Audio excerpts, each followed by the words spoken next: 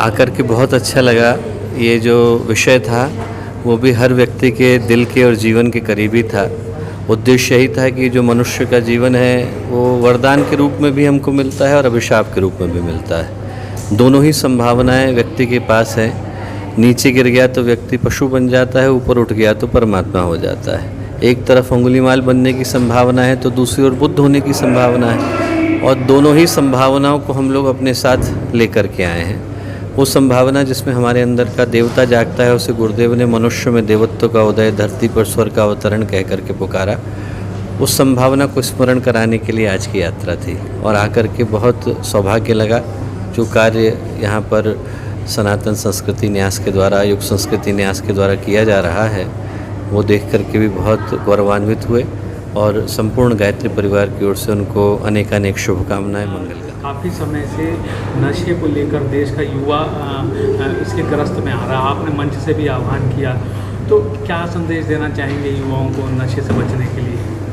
ये कहना चाहता हूँ कि एक ऐसी दुर्घटना है वो जिसमें सिर्फ एक व्यक्ति का जीवन नहीं जाता, एक परिवार का भी जाता है, एक समाज का भी जाता है, और राष्ट्र भी एक जिम्मेवार नागरिक को खो बैठता है। सिर्फ उस व्यक्ति का जीवन नहीं गया, बल्कि उस व्यक्ति के साथ साथ परिवार भी चला गया, समाज भी चला गया, और राष्ट्र की प्रगति भी रुक गई। तो मैं कहूँगा कि जिन तक भी आवाज़ पहुँच रही है वो स्मरण करने की कोशिश करें कि वो जो ऊर्जा उनको मिली है, जिसको हम लोग हिंदी में बोलते हैं दिशा धारा, कि धारा हर एक के पास है, सिर्फ दिशा देने की आवश्यकता है। उस दिशा को स्मरण कराने की जो यात्रा है वही आज के संकल्प की यात्रा है। लोगों में जो मानव जीवन है उसकी जो सार्थकता है, और कैसे जीवन को आप वरदान में परिवर्तित कर सकते हैं अभिशाप के बदले में, क्योंकि मनुष्य का जो व्यक्तित्व है और जो मस्तिष्क है वो अगर अच्छे दिशा में जाएगा तो वो अच्छा काम कर सकता है, और गलत दिशा में जाएगा तो वो गलत काम कर सकता है। तो इस चेतना के संवर्धन का कार्यक्रम जो है वो अत्यंत आवश्यक है, और इसीलिए साधना सेवा जो है, स्वाध्याय गुरुदेव ने, पूज्य गुरुदेव ने जो बताया है वो करने की सबको आवश्यकता है। और आदरणीय डॉक्टर चिन्मय पांड्या जी का जो कार्यक्रम हुआ, जो उन्होंने भाषण दिया, जो अपने वक्तव्य रखे, वो बेहद इस दिशा में बहुत ही अच्छी तरह से उन्होंने अपनी बातें रखी। धर्मवीर आचार्य, मैं युग संस्कृति न्यास का फाउंडर हूँ, सिपाही हूँ, और यहाँ पे एक आध्यात्मिक समिति है, उसका भी संयोग से मैं जिम्मेदारी अध्यक्ष के क्षेत्र में विश्व गुरु था अपना देश। धन के क्षेत्र में सोने की चिड़िया कही जाती थी, सामर्थ्य के क्षेत्र में चक्रवर्ती सम्राट। पुनः उसी परंपरा को कायम करते उत्कृष्टता पे ले जाने का प्रयास करें ऋषि तंत्र के माध्यम से। उसी में आज के मुख्य वक्ता हमारे डॉक्टर चिन्मय पांड्या जी, जो विश्व के सैकड़ों देशों में आज उसका अभियान को विवेकानंद के रूप में आज ये कर रहे हैं। तो उसी का एक चरण था, और आगे हम लोग इसको बड़े पैमाने पे करेंगे ताल कटोरा स्टेडियम में। ऐसी सबका इच्छा शक्ति है, धर्मतंत्र के माध्यम से अपने राष्ट्रतंत्र को, अपनी संस्कृति को कैसे मजबूत किया जाए, इसी के ऊपर आज का ये था। माँ गायत्री के पावन मंत्र के साथ मैं अपनी बात को आरंभ करना चाहता हूँ। माँ गायत्री का ये पवित्र मंत्र भारतीय आध्यात्मिक परंपरा का सबसे पुनीत पावन मंत्र है। ये स्मरण दिलाने का मंत्र है कि मनुष्य का जीवन न केवल एक सौभाग्य के रूप में हमको मिलता है, बल्कि एक संभावना के रूप में भी मिलता है। एक ऐसी संभावना के रूप में कि मनुष्य का जीवन हमें प्राप्त होता है जहाँ पर यदि जीवन की दिशा सही हो, सकारात्मक हो, दिव्य हो, पवित्र हो, चिंतन उत्कृष्ट हो, भावनाएं उदार हो, व्यक्तित्व की दिशा सही हो, तो उसी व्यक्ति के जीवन में हम लोग संत को, सिद्ध को, महात्मा को जन्म लेते देखते हैं। उसी मनुष्य के जीवन को देवता बनते, एक ऋषि मुनि के जीवन में बदलते देखते हैं। यदि उसी मनुष्य के जीवन की दिशा गलत हो जाए, भावनाएं पतित हो जाए, चिंतन विकृत हो जाए, दृष्टिकोण दूषित हो जाए, तो उसी मनुष्य के जीवन में एक दुष्ट के जीवन को, नराधम के जीवन को, पापी के जीवन को, पतित के जीवन को देख पाने की संभावना भी व्यक्ति के अंदर विद्यमान रहती है। इन दोनों संभावनाओं में वो संभावना साकार हो पाती है जिधर मनुष्य का हृदय, भावनाएं और जीवन का उद्देश्य जाकर के समर्पित होते हैं। ये जो गायत्री का मंत्र है वो हमारे भीतर उसी संकल्प को जगाने का मंत्र है, जो यदि जाग जाता है तो मनुष्य का जीवन उन्नति, उत्थान, उत्कर्ष के शिखर को छूता चला जाता है।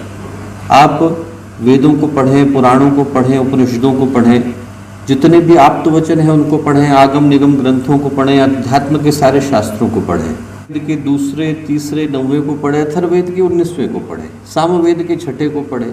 पढ़ने का मन हो तो आरण्यक ग्रंथों में बृहदारण्यक को पढ़े, संहिताओं में तैत्तिरीय को पढ़े, मैत्रायणी को पढ़े। यदि स्तंभ में पढ़ना हो तो अश्वलायन गुह्य सूत्रों को पढ़े, स्तंभ को पढ़े, आपस्तंभ को पढ़े।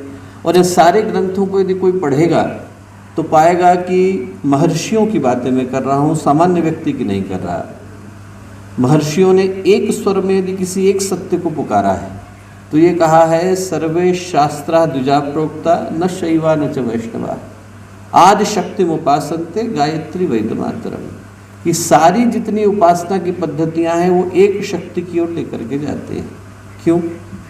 ऐसा कहने का उद्देश्य क्या है? क्योंकि गायत्री को हमने विश्व हितकारिणी कह करके पुकारा। विश्व हितकारिणी का अर्थ क्या है?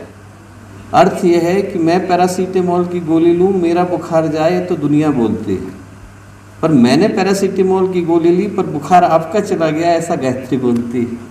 मेरे करने बोलने से भी यदि विश्व का हित होता है, सिर्फ उसका हित नहीं होता जो उसको बोल रहा है, मात्र उसका हित नहीं होता जो उसको लिख रहा है, मात्र उसका हित नहीं होता जो उसको सुन रहा है, बल्कि उसका भी हित होता है जो वहाँ पर उपस्थित नहीं है, उपलब्ध नहीं है।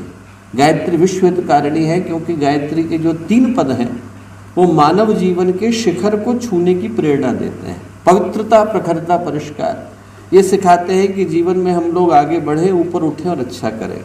और ऐसा बताने के पीछे का कारण बड़ा स्पष्ट है। कारण ये है कि जीवन में पतन तो स्वाभाविक है, डिक्लाइन इज एफर्टलेस, पर जो उत्थान है वो कष्ट साध्य है। जीवन में यदि कोई नीचे जाना चाहे, गलत करना चाहे, तो गलत करने के लिए उसे न प्रयत्न की आवश्यकता है, न पुरुषार्थ की आवश्यकता है, न प्रशिक्षण की आवश्यकता है। You don't need to be trained. पर यदि आदमी को जीवन में ऊपर उठना हो, अच्छा करना हो, तो अच्छे करने के लिए व्यक्ति को संकल्प की, संरक्षण की, सार्थक मनोदशा की आवश्यकता होती है। पानी का एक गिलास आप लीजिए, पहाड़ के ऊपर ले जाइए, एक लात मारिए, अपने आप नीचे चला जाएगा। गुरुत्वाकर्षण, ग्रेविटी वुड टेक इट।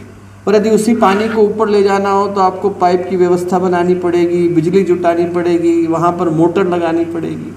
यदि व्यक्ति को जीवन में गलत करना हो तो गलत करने के लिए किसी विश्वविद्यालय में दाखिला लेने की आवश्यकता नहीं। Nobody needs to be trained। वातावरण का जो प्रवाह है, समाज की जो दिशा है, हमारे जो कुसंस्कार है, हमारी जो बुरी आदतें हैं वो हमसे गलत करा लेते हैं। पर अच्छा करने के लिए व्यक्ति को संकल्प की आवश्यकता होती है। अच्छा करने के लिए व्यक्ति को समझ की आवश्यकता होती है। अच्छा करने के लिए व्यक्ति को संवेदना की आवश्यकता होती है। अच्छा करने के लिए व्यक्ति को साहस की आवश्यकता होती है। महाभारत में कथा आती है, दुर्योधन से विदुर ने पूछा, उन्होंने कहा कि आप और युधिष्ठिर, आपके जो भाई है, दोनों एक ही स्कूल में गए, पढ़ाने वाले टीचर एक ही थे, वही द्रोणाचार्य, वही कृपाचार्य। फिर क्या कारण है कि जो आपका भाई है वो तो सारे काम धर्म के करता है और आप सारे काम अधर्म के करते हो, ऐसा क्यों? दुर्योधन बोला, जानापि धर्मम न च मे प्रवृत्ते।